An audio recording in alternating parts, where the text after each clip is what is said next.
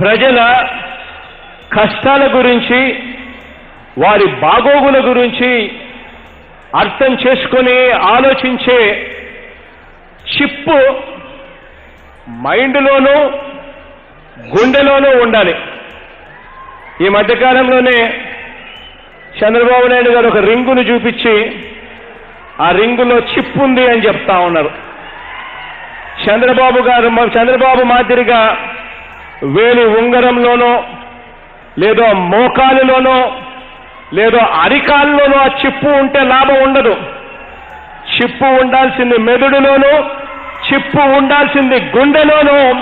అప్పుడే ప్రజలకు మంచి చేసే ఆలోచనలు వస్తాయి అని చెప్పి ఈరోజు ఇదే పెద్ద మనిషికి తెలియజేస్తా ఉన్నాను. నమస్తే, వెల్కమ్ టు థింక్ ఆంధ్ర. నేను మీ ప్రియాంకారావు.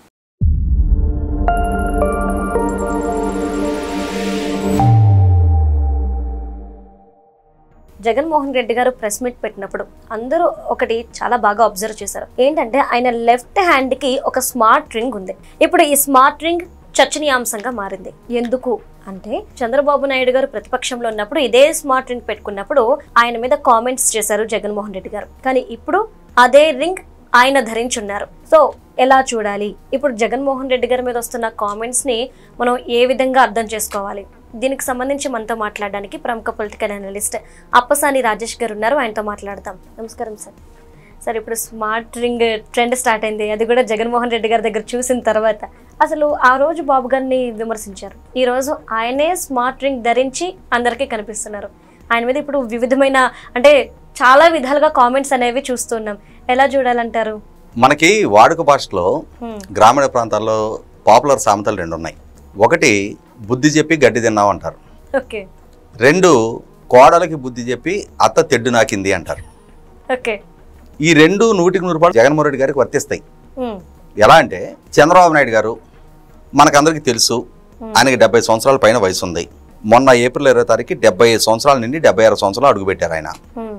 సహజంగానే ఆయన జీవన శైలి అయితే ప్రధాన ప్రతిపక్ష నాయకుడిగా, పార్టీ అధ్యక్షుడిగా, లేదు రాష్ట్ర ముఖ్యమంత్రిగా, పార్టీ అధ్యక్షుడిగా రెండు బాధ్యతలను సమన్వయం చేసుకునే ప్రాసెస్లో విపరీతమైన వర్క్ స్ట్రెస్ ఉంటుంది, మానసికమైన ఆందోళన ఎదుర్కోవాలి.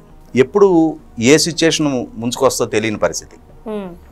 ఏ సిచ్యుయేషన్ ముంచుకొచ్చినా సరే స్థితప్రజ్ఞత ప్రదర్శించి తీరాలి.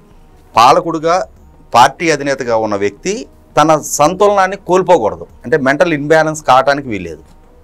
ఎటువంటి సిచ్యుయేషన్ ఎదురైనా ఒక గొప్ప ఘన విజయం సిద్ధించిన ఆ విజయోత్సాహంతో పొంగిపోకూడదు. ఒక ఘోర పరాజయం ఎదురైనా సరే కుంగిపోకూడదు. అటువంటి వాళ్ళు మరి మానసికంగా, శారీరకంగా ఎంత స్ట్రెస్ హ్యాండిల్ చేస్తూ ఉంటారు, వాళ్ళ ఆరోగ్యం మీద ఎటువంటి ప్రభావం చూపుతూ ఉంటుంది. మరి అటువంటి ప్రభావం చూపటానికి ఆస్కారం ఉన్న లైఫ్ స్టైల్ ఆయన లీడ్ చేస్తూ ఉన్నప్పుడు దాన్ని ప్రాపర్గా మానిటర్ చేయడానికి ఆయన సాంకేతికతని వినియోగించుకుంటున్నాడు. ఆయన కొన్ని సంవత్సరాల నుంచి ఆయన చేతికి ఒక రింగు ధరిస్తూ ఉన్నారు. ఆ రింగు వల్ల ఆయన ఇంట్లో వాళ్ళు ఆయన హెల్త్ని, ఆయన స్ట్రెస్ని, ఆయన బీపీ లెవెల్స్ని, ఆయన డయాబెటిక్ లెవెల్స్ని, ఆయన ఎంతసేపు నిద్రపోతున్నారు, ఎంతసేపు మేలుకొని ఉంటున్నారు, వీటిని అన్నింటినీ మానిటర్ చేయడానికి ఆస్కారం ఉంటుంది. ఆయన గురించి ఆయన పట్టించుకునే తీరిక ఆయనకు లేదు కాబట్టి ఇంట్లో వాళ్ళైనా సరే మానిటర్ చేసి ఆయన్ని తగిన విధంగా కాపాడుకోవడానికి ఆస్కారం ఉంటుంది. అదేం తప్పు కాదే, నేరం కాదే. దాన్ని హేళన చేస్తూ జగన్మోహన్ రెడ్డి చిప్పు మైండ్లో ఉండాలి, చిప్పు గుండెల్లో ఉండాలి, అంతేగాని చిప్పు చేతులకి కాళ్ళకు కాదు ఉండాల్సింది అని చంద్రబాబు నాయుడు గారిని అవహేళన చేశాడు. అలా రింగు పెట్టుకోవటం ఆయన వయసు మళ్ళిన తనానికి ప్రతీకగా ప్రస్తావించాడు. చంద్రబాబు నాయుడు గారికి 70 సంవత్సరాల వయసు ఉంది, అదేం దాచుకోడు. ఆయన 75 సంవత్సరాల వయసులో ఆయన పనిచేస్తున్న, ఆయన స్పెండ్ చేస్తున్న టైం ఒకసారి చూస్తే మనం విస్తుపోతాం. ఆయన ఫిట్నెస్ లెవెల్స్ చూస్తే నేను మన 10వ తారీఖు మీట్ అయ్యాను ఆయన్ని. ఎడతెరపలేని సమావేశాల మధ్యలో మేము కలిసాం. నేను అడిసిమల్లి శ్రీనివాసరావు గారు, ముప్పా అంకం చౌదరి గారు. మేము కలిసినప్పుడు ఆయన నిట్ట నిలువుగా 70 సంవత్సరాల వయసులో ఆ నిలబడి ఉన్న తీరు, ఆయన ఫిట్నెస్ చూసి నాకు ఎప్పుడు ఆయన కలిసినా కూడా ఆశ్చర్యమే. అరే ఎలా ఉండగలుగుతాడు ఈయన అని చెప్పని. అటువంటి వ్యక్తిని, ఆ వ్యక్తిత్వాన్ని స్ఫూర్తిగా తీసుకొని మనం కూడా అందులో కొంత మాత్రమే ఉండగలిగితే చాలని చెప్పని మనం అనుకుంటుంటాం. అటువంటిది జగన్మోహన్ రెడ్డి గారు ఆయనకంటే 22 సంవత్సరాల వయసులో చిన్నవాడు ఆయన హేళన చేస్తున్నాడు. ఆయన ఆ వేలికి రింగు పెట్టుకోవటాన్ని చాలా హేళనగా ఆయన వయసుని ముసిలాడు అనేవాడు. ఈయనేదో పడుచుకోరాడు అయినట్టుగా. ఇప్పుడు జుట్టుకు రంగేసిన వాళ్ళందరూ పడుచుకోరాళ్ళు కాదు. జుట్టుకు రంగేసినంత మాత్రాన ఏం బాలాకుమారులు అయిపోరు. ఆయనకి 53 సంవత్సరాలు నడుస్తుంది ఇప్పుడు నిన్న సింగయ్య అని చెప్పని జగన్మోహన్ రెడ్డి గారి పర్యటనలో ఈ వైసీపీ శ్రేణుల వాహనం గుద్దుకొని ఒక అతను చనిపోయాడు. అతని వయసు ఎంత? 53 సంవత్సరాలు. మీడియాలో ఏమని వార్తలు వచ్చినాయి? జగన్మోహన్ రెడ్డి గారి కాన్వాయ్లో ఉన్న అంటే ఆయనతో పాటు ప్రయాణిస్తున్న ఒక వాహనం గుద్దుకొని ఒక వృద్ధుడు చనిపోయాడు అని వచ్చింది. అన్ని ఛానల్స్ లో వృద్ధుడు చనిపోయాడనే వచ్చింది. అంటే 53 సంవత్సరాలు ఆయన్ని వృద్ధుడు అంటున్నారా, బాల్డ్ అంటున్నారా? ఇప్పుడు నాకు 56 సంవత్సరాలు. ఇక నాకు ఈ జుట్టు అంతా నేను రంగేయను కాబట్టి తెల్లగా కనిపిస్తా ఉంది. రంగేయకుండా ఉంటే జగన్మోహన్ రెడ్డి గారిది కూడా ఇట్లాగే ఉంటది. ఆయనే ఇప్పుడు కాలేజ్ గోయింగ్ ఏజ్ లో లేడు, స్కూల్ గోయింగ్ ఏజ్ లో లేడు. ఆయన పిల్లలు కూడా కాలేజీ రోజులు ఎప్పుడో దాటేశారు, వాళ్ళు యూనివర్సిటీల్లో ఉన్నారు. అటువంటిది చంద్రబాబు నాయుడు గారిని చాలా హేళన చేశావు. తీరా చూస్తే నిన్న ప్రెస్ మీట్ లో ఆయన చేతికి కూడా ఉంది ఏలు. ఎస్, ఆయన కూడా స్ట్రెస్ఫుల్ లైఫ్ లీడ్ చేస్తా ఉన్నాడు. ఘోరంగా ఎన్నికల్లో ఓడిపోయాడు.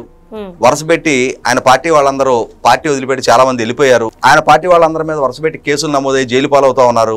ఆయన మీద కూడా కేసులో ఉచ్చు బిగుసుకోపోతున్నట్టుగా ఇప్పటికే సంకేతాలు అంతా ఉన్నాయి. గతంలోనే ఒకసారి 16 నెలలు జైల్లో ఉండొచ్చాడు. ఇప్పుడు జైలుకి వెళ్తే ఇక కేఏపాల్ ముఖ్యమంత్రి అయినాక బయటకు రావడమే తప్ప ఇక ఆయనకి బయటకు వచ్చే ఆస్కారం లేదని అంటున్నారు. అన్ని కేసులు ఉంటాయి ఆయన మీద, అంత అవినీతికి పాల్పడ్డాడు, అన్ని ఉల్లంఘనకు పాల్పడ్డాడు. ఆ కేసుల విచారణలు అన్ని పూర్తయి ఆయన బయటకు రావాలంటే ఇక రాష్ట్రానికి ఎప్పటికైనా సరే కేఏపాల్ ముఖ్యమంత్రి అయితే ఆ రోజు రావడమే తప్ప ఈ లోపు బయటకు రావడానికి ఆస్కారం లేదు. ఈ లోపు ఇక ఎన్నికల్లో పోటీ చేయడానికి కూడా డిస్క్వాలిఫై అవుతాడు. ఇక ఆయన ముఖ్యమంత్రి అవడం కూడా దుస్సాధ్యం అని చెప్పని మాట్లాడుతున్నారు, అసాధ్యం అని మాట్లాడుతున్నారు. మరి అటువంటిప్పుడు ఆ ఒత్తిడి ఎదుర్కొంటాడు ఆయన కూడా. ఆ ఒత్తిడి ఎదుర్కొనే ప్రాసెస్ లో వాళ్ళ కుటుంబ సభ్యులు కూడా ఆయన మీద కన్సర్న్ ఉంటుంది. ఆ కన్సర్న్ తోటి ఆయనకు కూడా తొడిగారు. ఇప్పుడు మరి మిమ్మల్ని ఏమనాలి? మీకు చిప్ ఎక్కడుంది అనాలి? అంటే ఓడిపోయారు కాబట్టి మీ చిప్ ఇక్కడి నుంచి ఇక్కడికి జారింది అనుకోవాలా?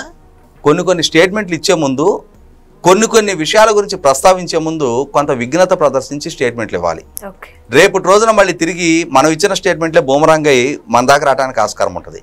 ఎలా అయితే అన్న సంధించిన బాణం షర్మిల గారు ఇప్పుడు ఆ బాణం మీ మీద ఎక్కువ పెడుతుందో అట్లాగే ఈ స్టేట్మెంట్ కూడా, మీరు ఇచ్చిన ఈ స్టేట్మెంట్ కూడా మీకే వర్తిస్తుంది జగన్మోహన్ రెడ్డి గారు. కాబట్టి ఒకసారి మాట్లాడే ముందు చూసుకోవాలి అంటారు. Okay, right. Thank you so much sir.